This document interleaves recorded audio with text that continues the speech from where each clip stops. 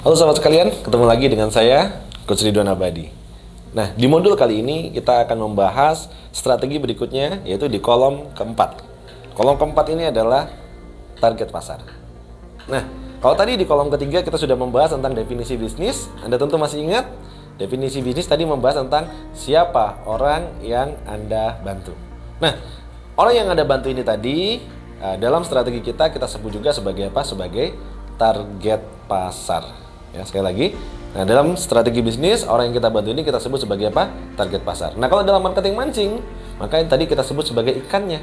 Ingat, sebelum mancing, kita tentukan dulu siapa yang akan kita pancing, siapa yang menjadi target pasar kita. Nah, di sini, di target pasar, ada beberapa poin yang harus Anda pahami. Ya.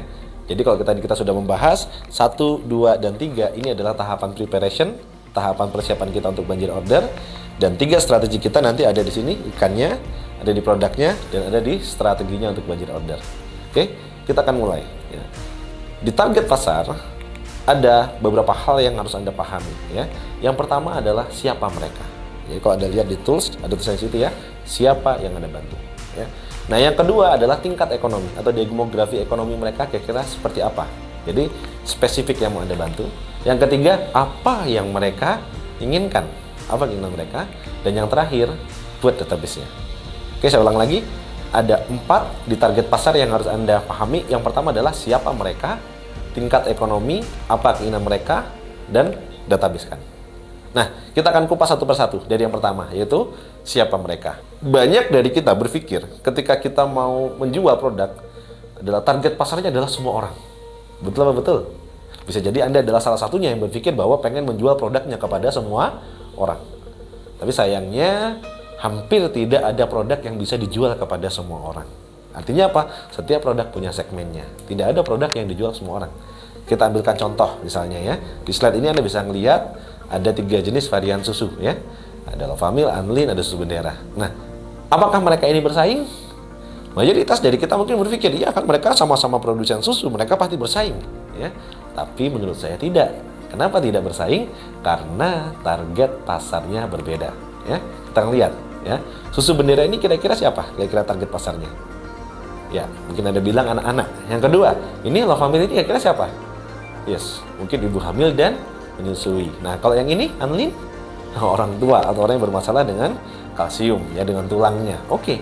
Nah, karena yang dibidik ini berbeda, sehingga mereka tidak bersaing.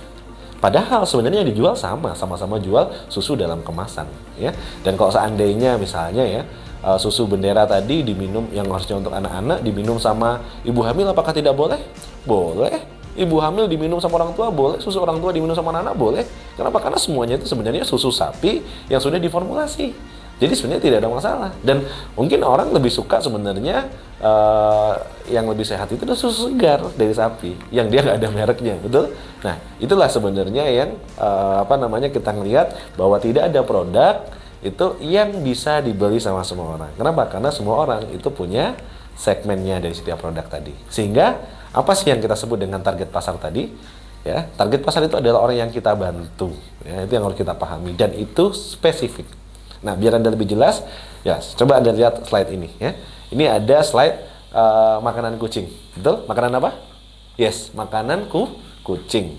Ya, sekali lagi coba. Makanan apa? Kucing. Yes. Nah, makanan kucing ini saya mau tanya, kira-kira siapa target pasarnya? Jangan bilang kucing ya. Karena nggak mungkin kucing itu sebagai target pasar. Karena kucing itu adalah target user, bukan target pasar ya. Nah, kalau tadi Anda jawab kucing, nah berarti Anda perlu evaluasi lagi, benarkah kan gitu ya. Nah, kenapa? Karena target pasar itu yang pertama dia adalah orang yang butuh, yang kedua adalah orang yang punya uang, dan yang ketiga yang mengambil keputusan. Nah, coba kita review ya. Makanan kucing tadi yang butuh siapa? Kucing atau yang punya kucing? Ya, tentu yang punya kucing, bukan kucing, karena kucing itu sebenarnya pengennya dia mungkin makannya salmon, ikan segar, tapi yang punya nggak mau repot, ya udah dibeliin aja makanan kucing kan gitu. Berarti yang butuh siapa? Pemilik kucing. Yang kedua, yang punya uang siapa? Iya, tentu saja pemilik kucing. Nggak mungkin kucing punya duit kan, kecuali kucing garong. Dan yang ketiga yang mengambil keputusan siapa? Ya, tetap adalah pemilik kucing. Jadi dalam case ini pemilik kucing itu adalah target market dan kucing adalah sebagai target user. Sehingga saya mau tanya, Jadi susu bendera berarti kalau gitu kira-kira target marketnya siapa? Betulkah anak-anak? Iya, bukan. Tapi siapa? Orang-orang yang punya anak kecil, atau lebih tepatnya adalah ibu-ibu muda yang punya anak balita. Nah, itu maka kita bisa ngelihat apa sih yang namanya target pasar, dan mereka adalah yang punya uang kita. Ya, mereka lah yang harus kita bantu. Mereka yang harus kita penuhi kebutuhannya atau kita selesaikan masalahnya. Oke, sekarang silahkan Anda ambil waktu, Anda pause video ini, Anda isi dulu siapa kira-kira orang yang mau Anda bantu sebagai target pasar. Silahkan di pause dan diisi deposit Anda.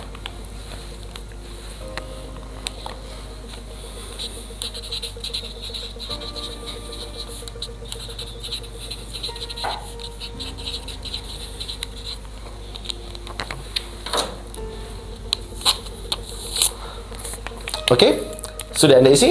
Nah, contohnya misalnya Batagor Jepang, siapa yang kira-kira menjadi target market saya?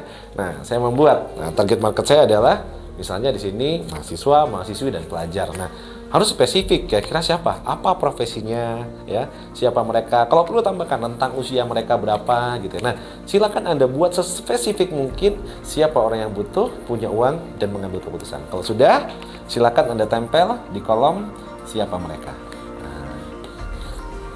Ya, sudah Anda pastikan? Sudah Anda isi? Yes. Ini adalah bagian yang sangat penting. Kenapa? Ingat memancing tadi. Kalau Anda salah strategi, Anda bisa bermasalah. Kenapa? Yang pertama yang harus ditentukan, Anda tahu dulu ikan apa yang mau dipancing. Sama dalam konteks bagaimana banjir order, maka yang pertama yang harus Anda tahu, kira-kira siapa target pasar yang punya uang, dia punya kebutuhan atau masalah yang harus Anda bantu. Nah, kalau sudah, kenapa kita tidak bisa membantu semua orang? Karena memang tingkat ekonominya juga berbeda-beda. Ada ekonomi itu yang atas, ada yang menengah, dan ada yang bawah. Nah, kita buat segmentasi pasar seperti di slide ini, Anda bisa lihat, dan itu semuanya berbeda keinginannya. Ekonomi atas, dia akan mencari kualitas, pelayanan, kenyamanan, gengsi, gitu ya.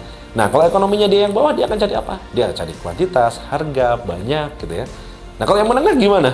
Nah, betul. Yang menengah ini menarik. Dia pengennya kualitas, pelayanan, kenyamanan, dan gengsi, tapi dengan harga yang terjangkau, harga yang murah. Nah, dari 3 segmen ini, itu pendekatannya berbeda, cara untuk kita masuk juga berbeda, penetrasinya juga berbeda, ya, bahasa komunikasinya berbeda, ya.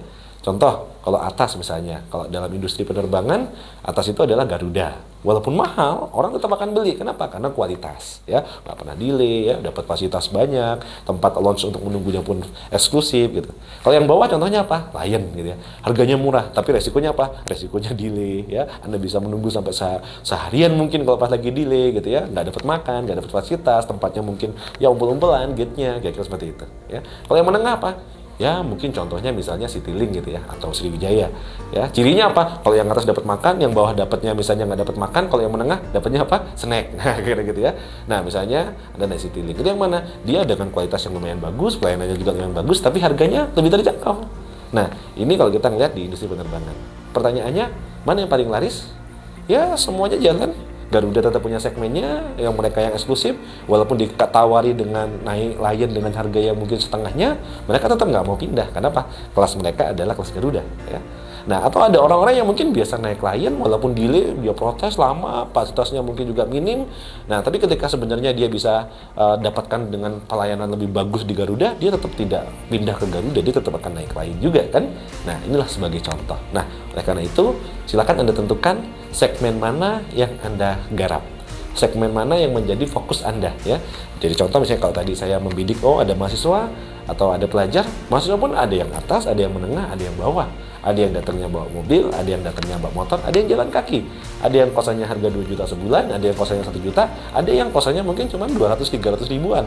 Nah, mana yang mau Anda bidik? Karena tentu ikannya berbeda, nanti umpannya pun akan berbeda.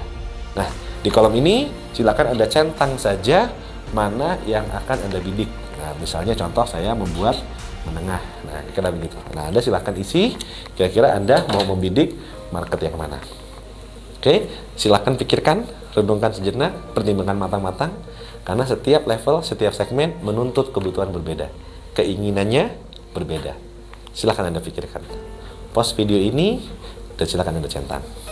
Kalau sudah, sekarang kita akan masuk di yang bagian bawahnya lagi. Nah, di situ Anda bisa ngelihat ada namanya keinginan. Nah, keinginan ini isinya apa? Keinginan ini adalah isinya apa yang tadi setelah Anda isi atas, menengah, atau bawah, itu akan menentukan mereka punya keinginan yang berbeda-beda. Masih ingat tadi, kalau atas keinginannya apa? Atas itu inginnya ya kualitas, ya, pengennya juga brand, pengennya gengsi. Kalau yang bawah keinginannya kuantitas, banyak, murah. Kalau yang menengah itu pengennya dapat bagus, tapi ini. Nah, silakan Anda tentukan tadi dari market yang Anda bidik apa yang mereka inginkan, ya. Nah, Anda tulis di post-it lagi, kira-kira setelah tadi Anda tahu, kira-kira dari market yang Anda bidik spesifiknya tadi, apa yang menjadi keinginan mereka atas barang atau jasanya tadi. Nah, misalnya saya tadi membidik yang menengah, maka pasti keinginannya adalah kualitas, misalnya, dan harga yang terjangkau. Yang terjangkau. Mau Anda buat lebih spesifik, lebih bagus lagi. Semakin detail Anda menjelaskannya, semakin bagus. Misalnya, Anda bisa menggambarkan di bidang bisnis Anda, misalnya, oh konsumen ini kalau dia tipe menengah, dia pengennya pelayanan yang baik, produknya juga yang bagus, tapi harganya juga terjangkau, dia juga pengen misalnya dapatkan promo-promo. Nah, Anda boleh membuat secara lebih detail lagi, lebih mendalam lagi. Semakin Anda mengenal konsumen Anda, semakin bagus. Semakin detail Anda mengisinya, semakin Anda mudah menentukan strateginya. Oke? Silakan ambil waktu, Anda isi post-it-nya, dan kalau sudah, silakan Anda tempelkan post-it-nya di kolom yang di bawah ini, ya.